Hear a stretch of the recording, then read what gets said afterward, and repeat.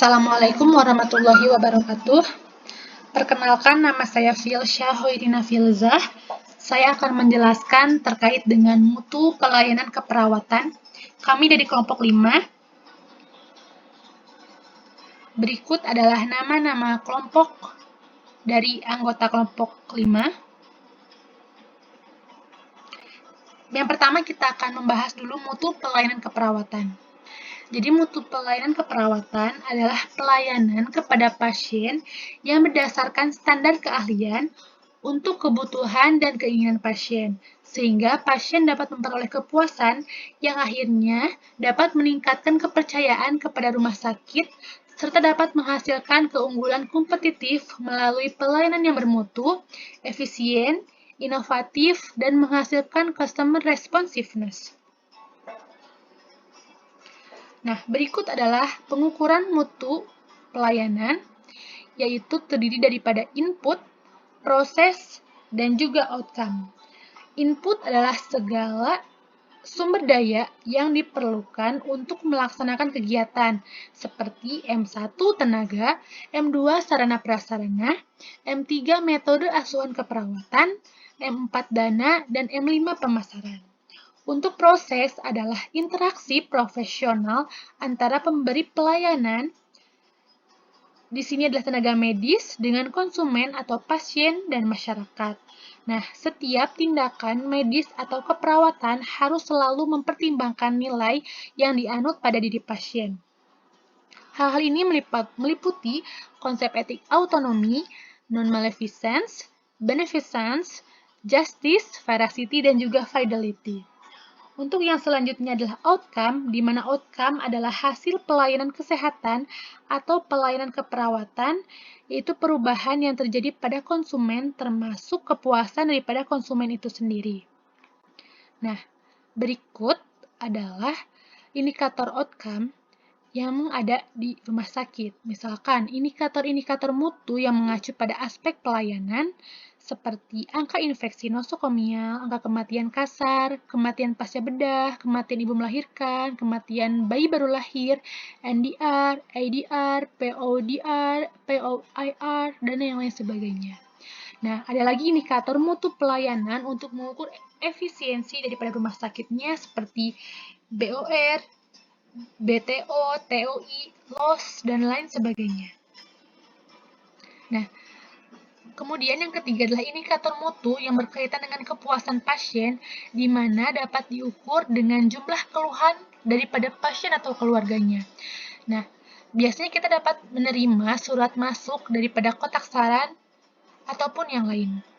Yang keempat, indikator cakupan pelayanan sebuah rumah sakit, di mana dilihat dari jumlah dan persentase kunjungan rawat jalan atau inap, kemudian jumlah pelayanan dan tindakan seperti jumlah tindakan bedah, lalu mengukur mutu pelayanan sebuah rumah sakit juga dengan membandingkan dengan standar indikator nasional.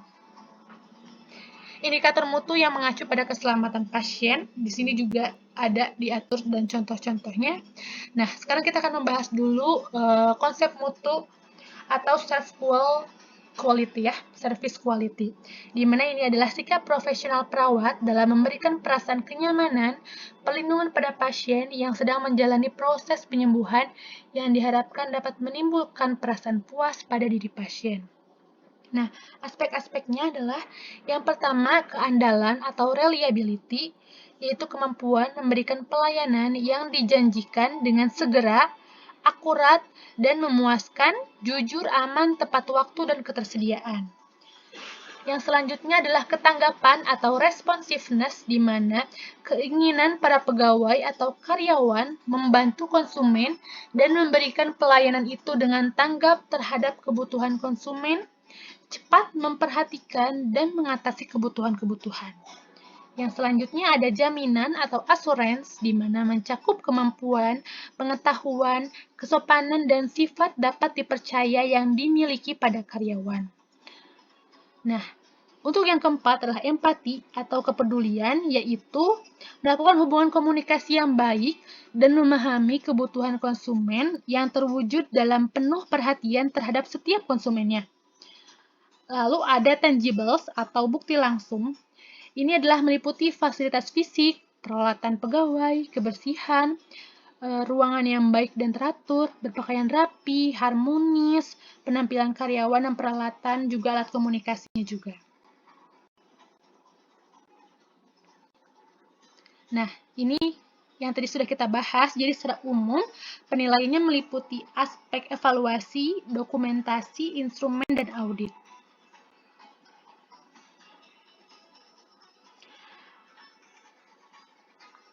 Untuk yang selanjutnya kita akan membahas audit internal, yaitu tujuannya untuk membantu manajemen dalam hal memonitor aktivitas yang tidak dapat dilakukan manajemen, mengidentifikasi dan meminimalkan resiko, memvalidasi laporan untuk manajemen senior dengan melakukan tindakan terhadap laporan untuk meyakinkan akurasi, ketepatan waktu, dan juga maknanya. Meninjau kegiatan yang sudah berlalu dan sedang berjalan. Kemudian, kegiatan audit program berupa penilaian kebijakan atau program pada saat masih dalam rancangan, pada saat diimplementasikan, dan hasil aktual yang dicapai oleh kebijakan suatu program tersebut. Nah, yang selanjutnya adalah membantu manajer. Membantu manajer karena masalah yang dapat timbul bila manajer tidak cermat, maka dia bisa menemukan masalah tersebut dan memberikan rekomendasi perbaikannya. Nah, selanjutnya adalah audit personalia, yaitu pemeriksaan dan penilaian data-data personalia. Audit mengevaluasi kegiatan-kegiatan personalia yang dilakukan dalam suatu organisasi, baik bagian per bagian maupun organisasi secara keseluruhan. Ini contohnya, hasil-hasilnya adalah mengidentifikasi sumbangan departemen personalia kepada organisasi, meningkatkan kesan profesional, menstimulasi keseragaman kebijakan, memperjelas tugas dan tanggung jawab, menemukan masalah personalia secara kritis, dan juga menyelesaikan keluhan lama dan aturan legal. Nah, sekarang kita akan lanjut kepada keselamatan pasien, di mana di sini kita sudah tahu bahwa standar internasional patient safety goals itu ada 6. Yang pertama adalah mengidentifikasi pasien. Nah, ini kita dengan secara benar ya, dengan sebelum tindakan tuh kita harus tahu dulu siapa nama lengkapnya, berapa nomor rekam medisnya, dan bagaimana apakah sudah ada tertulis di gelang pasien, kartu identitas berobatnya bagaimana, fotonya apakah benar atau tidak, apakah dia memiliki alergi atau lain sebagainya. Ini harus dengan sesuai, identifikasi dengan benar.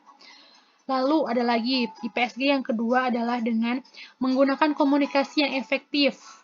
Contohnya adalah, misalkan perawat menerima perintah lisan oleh dokter via telepon dengan cara menulis dan mengulang kembali terapi medikasi yang disampaikan oleh dokter. Misalkan dengan cara teknik SBAR, yaitu situation, di mana situasi yang menggambarkan keadaan pasien sehingga perlu dilaporkan, kemudian background, assessment, dan juga recommendation ya. Nah, di sini ada IPSG 3, yaitu meningkatkan keamanan obat-obatan yang harus diwaspadai. Seperti misalkan penetapan obat-obat itu adalah termasuk ke dalam high alert. Nah, ini kita harus bisa meningkatkan keamanannya. Lalu, yang selanjutnya adalah IPSG yang keempat, yaitu memastikan lokasi pembedahan yang benar, prosedur yang benar, pembedahan pada pasien juga yang benar. IPSG 4 ini dilakukan untuk tindakan misalkan ada operasi, endoskopi atau bronkoskopi, catheter lab atau gigi dan radiologi. Nah, ini harus dilakukan, jadi pembedahan itu akan dilakukan di mana, harus secara benar. Dilakukan di mana, persiapannya juga harus benar. Ini di IPSG keempat. IPSG kelima adalah bagaimana dengan mengurangi risiko infeksi akibat perawatan kesehatan. Ini seperti kebijakannya adalah pelabelan dengan mengisi tanggal setelah pemasangan alat invasif pada pasien. Misalkan dia dipasang NGT, infus, atau yang lain sebagainya, itu harus ada labelnya. Terus, pelabelan tanggal juga harus jelas. Kemudian, batas waktu penggantiannya, misalkan dia harus diganti berapa kali dalam 24 jam. Misalkan infus diganti 3 kali 24 jam, dia harus diganti. Misalkan NGT diganti setiap 2 minggu, maka dia harus diganti. Itu untuk standar IPSG ya. Untuk yang IPSG yang keenam adalah mengurangi resiko cedera akibat terjatuh. Misalkan bagaimana perawat dapat melakukan pengkajian risiko jatuh dengan benar. Misalkan dewasa menggunakan skala Morse. Untuk anak-anak menggunakan Humpty Dumpty, nah itu harus benar. Pemasangan gelang, misalkan untuk yang risiko jatuh itu bagaimana, juga harus benar. Identifikasi harus secara benar. Seperti itu. Nah, ini adalah kemudian tujuan daripada IPSG adalah meningkatnya akuntabilitas rumah sakit terhadap pasien, menurunnya angka kejadian yang tidak diinginkan, dan juga terlaksananya program pencegahan sehingga tidak ada pengulangan lagi kejadian yang tidak diinginkan. Nah, ini adalah kepuasan pasien. Kepuasan pasien adalah perasaan senang seseorang yang berasal dari perbandingan antara kesenangan terhadap aktivitas dan suatu produk dengan harapannya. Jadi, jika sesuai dengan harapannya, maka berbanding lurus dengan kepuasannya. Nah, faktor-faktor apa yang menyebabkan ketidakpuasan? Yang pertama adalah tidak sesuai dengan harapan dan kenyataan. Layanan selama proses menikmati jasa misalkan tidak memuaskan, atau perilaku personel kurang memuaskan, juga suasana dan kondisi fisik lingkungan yang tidak menunjang, atau kos yang terlalu tinggi, atau bahkan promosi yang tidak sesuai dengan kenyataannya. Nah, bagaimana sih cara mengukur kepuasan pelanggan? Itu ada sistem keluhan dan saran, survei kepuasan pelanggan, pembeli bayangan, dan juga analisis kehilangan pelanggan.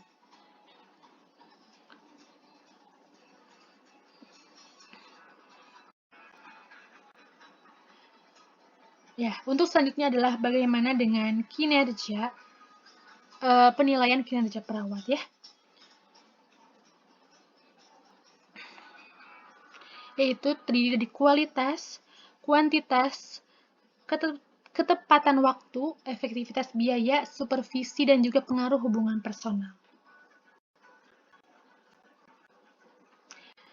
Untuk discharge planning adalah yaitu suatu proses yang dinamis dan sistematis untuk memberikan kemudahan, pengawasan, pelayanan kesehatan sebelum pasien pulang. Nah, itu kita harus memastikan bagaimana pengetahuan pasien dan keluarga tentang penyakitnya, terapi dan perawatan yang perlukannya. Lalu, kebutuhan psikologis dan hubungan interpersonal di dalam keluarganya bagaimana. Keinginan keluarga dan pasien menerima bantuan dan kemampuan mereka memberi asuhan, juga bantuan yang diperlukan oleh pasien. Pemenuhan kebutuhan aktivitas hidup sehari-hari, misalkan seperti makan, itu apakah sudah sesuai. Jadi kita berikan edukasi. Lalu sumber dan sistem pendukung yang ada di masyarakatnya bagaimana. Lalu sumber finansial dan pekerjaan, serta fasilitas yang ada di rumah, dan harapan setelah pasien dirawat itu bagaimana, dan kebutuhan perawatan dan supervisi di rumah itu nanti selanjutnya akan seperti apa, itu segera dipersiapkan di discharge planning. Untuk yang selanjutnya adalah aspek legal daripada keperawatan.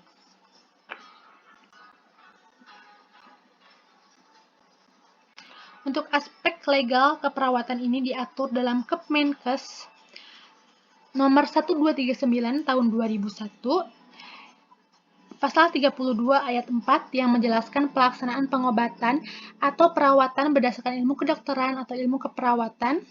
Lalu pasal 153 itu, tenaga kesehatan berhak memperoleh perlindungan hukum dan melaksanakan tugas sesuai dengan profesinya. Nah, kewenangan perawat juga diatur dalam Kepmenkes nomor 1239 tahun 2001, pasal 16, di mana kewenangannya adalah menghormati hak pasien, merujuk kasus yang tidak dapat ditangani, menyimpan rahasia sesuai dengan peraturan dan perundang-undangan yang berlaku, memberikan informasi, dan juga meminta persetujuan. Dan juga standar praktik keperawatan juga diatur, sanksi dan juga hak-hak daripada perawat. Mungkin terima kasih daripada kelompok 5. Berikut adalah daftar pustaka. Wassalamualaikum warahmatullahi wabarakatuh.